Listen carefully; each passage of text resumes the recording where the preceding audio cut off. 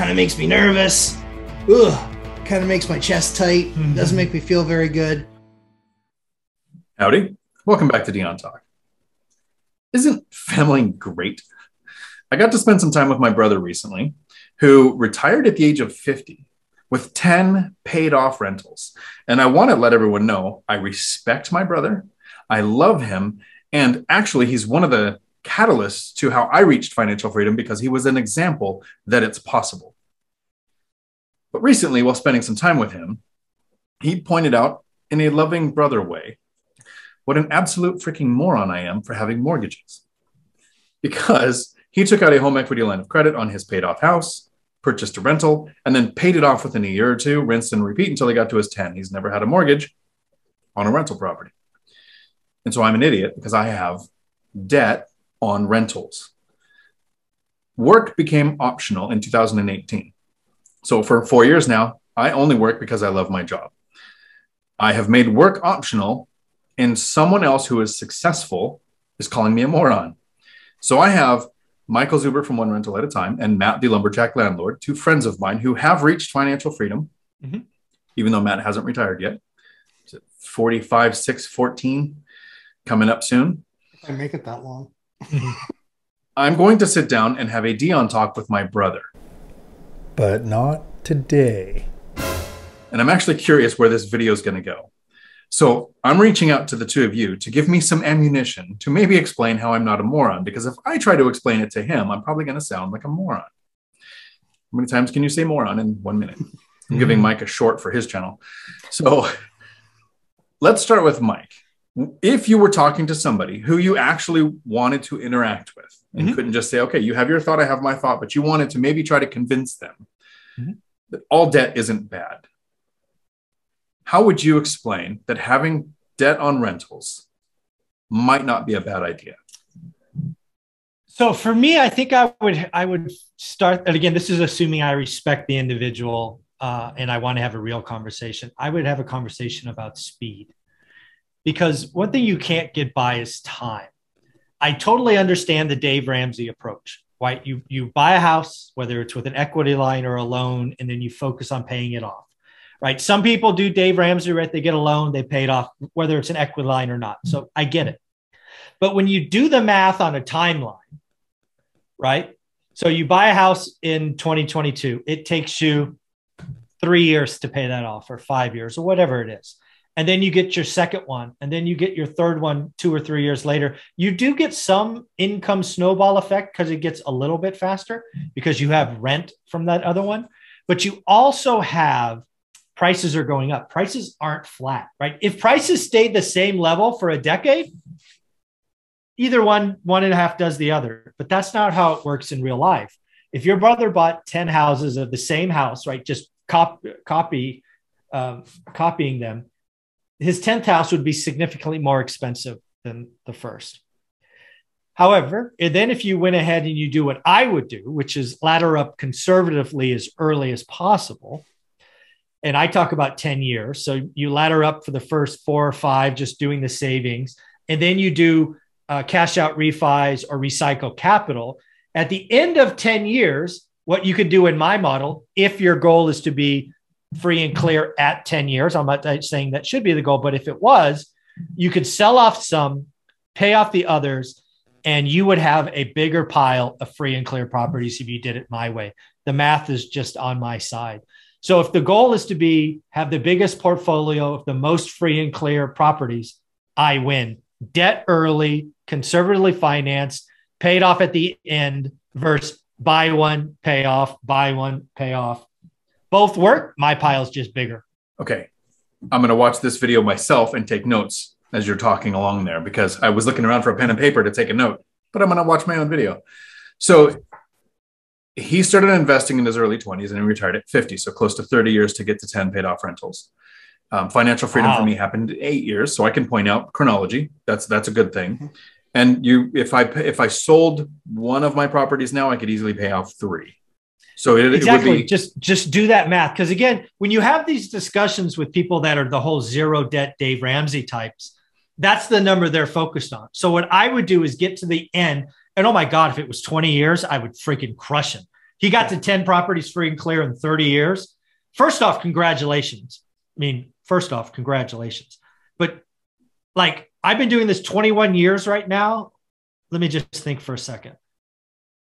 If I wanted to, if I sold off the right pieces of my portfolio, I could have 95 to 100, probably 95 to 100 units free and clear. I win.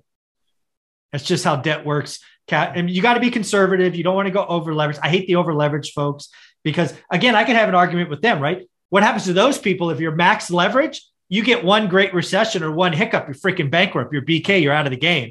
That's why you've got to be conservative the whole way through. But no, basically the point with your brother is you can do it in 30 years, the slow and steady pace. There's nothing wrong with it.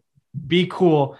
But if you want to talk who's got the bigger blank, I'm going to have the bigger one because I got more units and more free cash flow and a zero balance. So it's a fun conversation, but it's not even a contest. Right. I do agree. The argument can happen both ways. And somebody said it really well in a comment when I was explaining debt versus leverage. In the comments, they said that I am like Robert Kiyosaki and Dave Ramsey if they had a nephew. Sure. You don't go over leveraged, but debt free completely all the way makes the time take too long.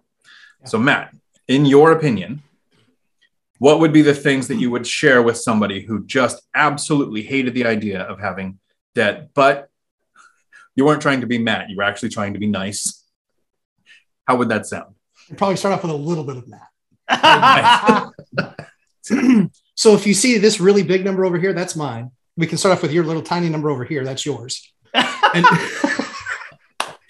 that's what I would expect. Yeah, that's how I would start it. Because then you know they're listening.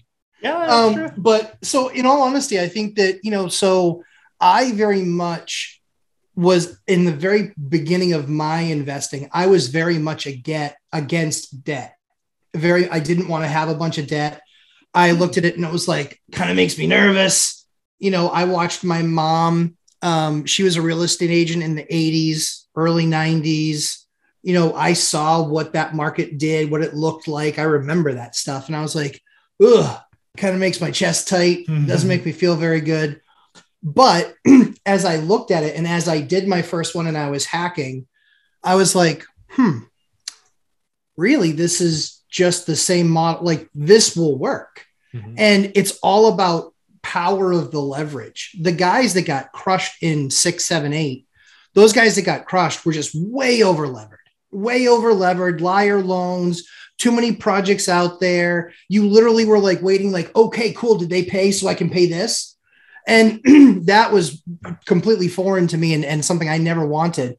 I think if you looked at your portfolio, my guess is, so you've been doing this for 10 years, right? 10. A little over, yeah. Okay, so 10. My guess is that your 10 years versus his 30, I bet that you probably have more equity. So, and you have more cash flow. Like Mike said earlier, congratulations. Getting the 10 paid off. I have so much respect for what my brother did. And beyond that, he's like a craftsman. He bought places that were falling down. I don't think he's ever paid more than $100,000 for a property. Fixed them up himself, sweat equity. He's got over $1 million in equity. But my cash flow, my equity, it's exponentially better because of leverage. Last year, in our state, we had 19% appreciation. So his portfolio went up $190,000. Mine went up $600,000. The other big difference too, though, is that for me as an investor who loves value add, I do what he did, but I do it with debt. So you went 3x what he did and you did zero work. I probably did 10x what he did. Easily. Your portfolio is 10 times the size of mine. Mike's is literally 10 times the number of units, more than that. Mm-hmm. So I get it. Yeah, you're right. If and you guys also recycle capital, something I don't do. So there are so many levels of this. I do go back to if you reached financial freedom, path doesn't matter. You got there, right? Congratulations. Yeah, the thing I want to tell your brother is, again, that recycle comment is important because what I would tell him is look at this portfolio and he has zero of his money in the deals. I have none of my original capital in any of my deals. Yep. So that big pile, none of my own money. Your brother's pile, all his money. And time. Yeah. you know, because time is money, and that's great that he's a craftsman and did those things. Yeah. I love doing those things too.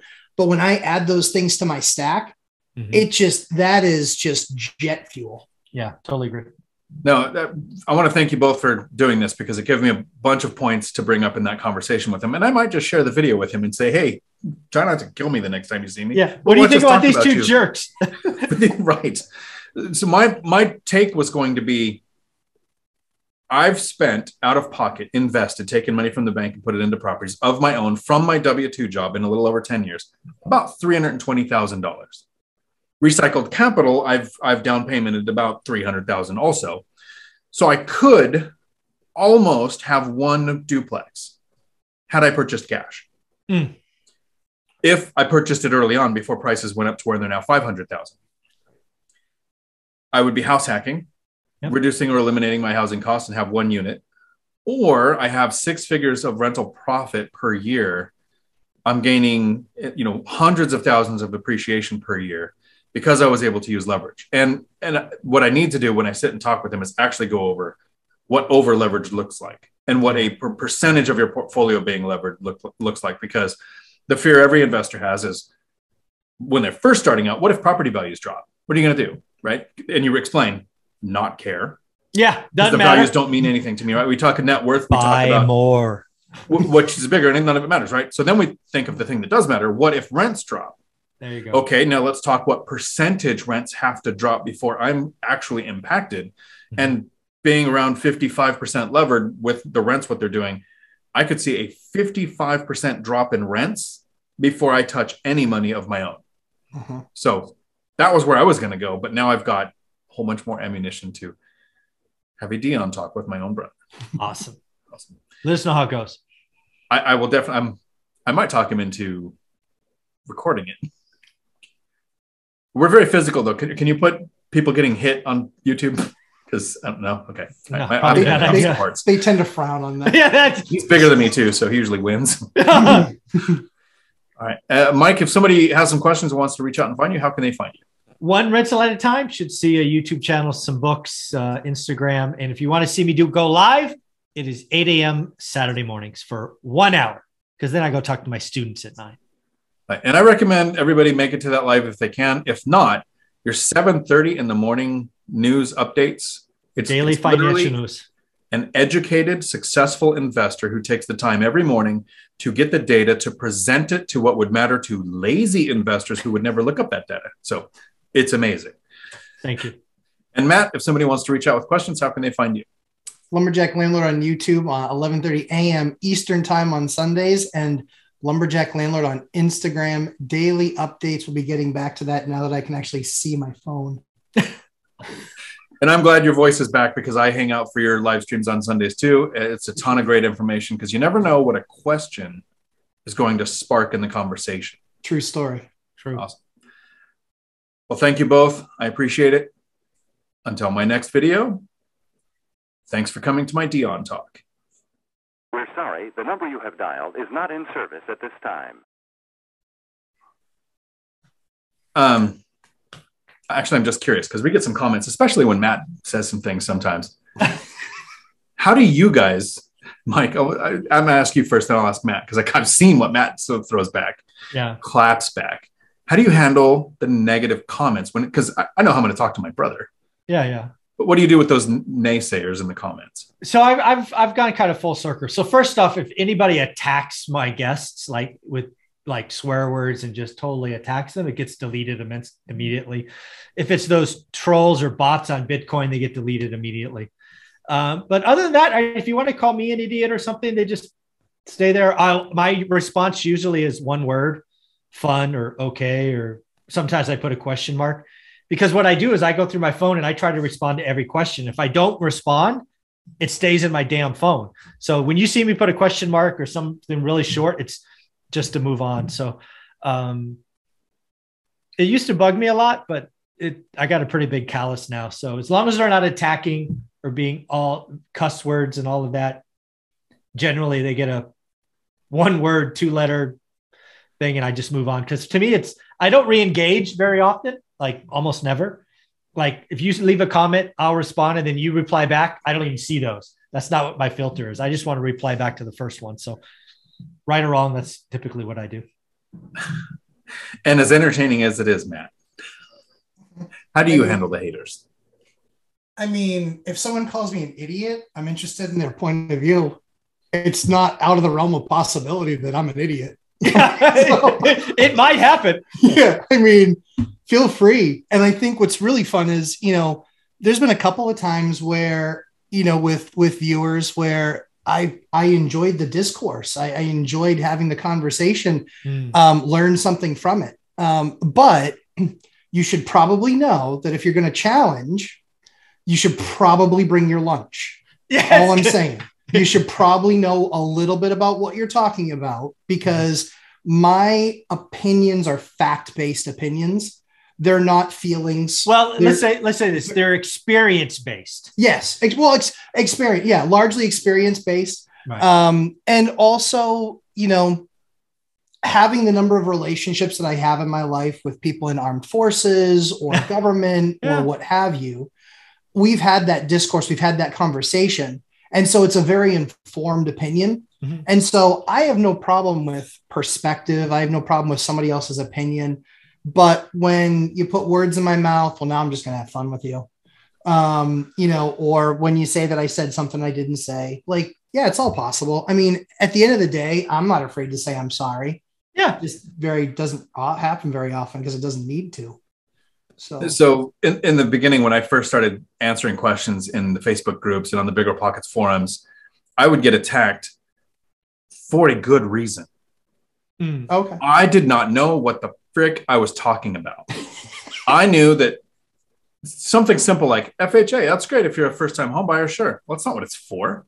And when you say it that casually and then somebody attacks you, I'm like, oh, Google, educate.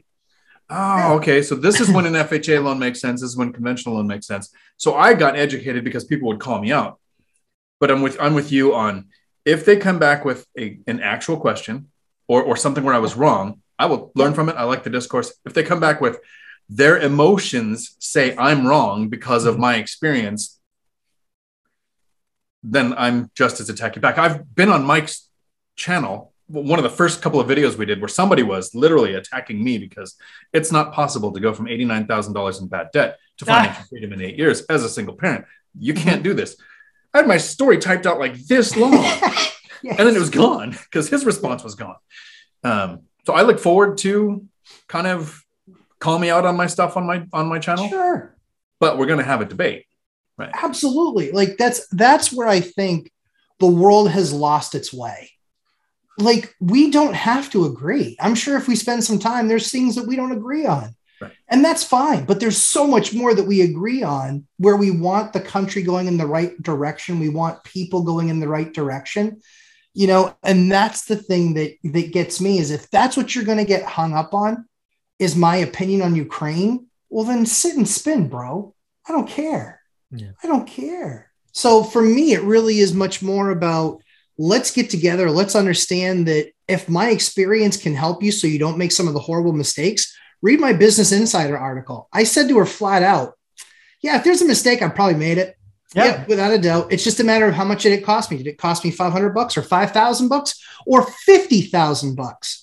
It could have hit all those things. And so I think at the end of the day, if people think that any of us take ourselves too seriously, like, you're just not watching enough of the content, because we do this to have fun. We do this to help people. Mm-hmm. And so, I think that I'm all about people giving different perspectives. If somebody asked a really great question, I felt awful I didn't have the answer. They were like, hey, since you're kind of a contrarian, with the market being so crazy like it is right now, should I be looking at stocks? And I'm like, it sounds like a really good idea, but I wouldn't even know where to point you, because I don't know anything about what the market is today versus what it was 20 years ago. Yeah. For me, it really gets back to the emotions, right? If it's an emotional comment, and like, you could see the individual who has baggage, like the emotion has baggage behind it. It's like, I'm not here to be your shrink. I'm not going to unpack that. I know where the delete button is. I'm out. I mean, it's just, right. I won't engage in any of that stuff. I like how Matt said if anybody thinks we take ourselves too seriously, they're not watching enough content. Because today, my actual plan. To be fair, I might do this next week for your channel, Mike. I was going to show up in full pirate regalia because Matt shows up like a picnic table every week.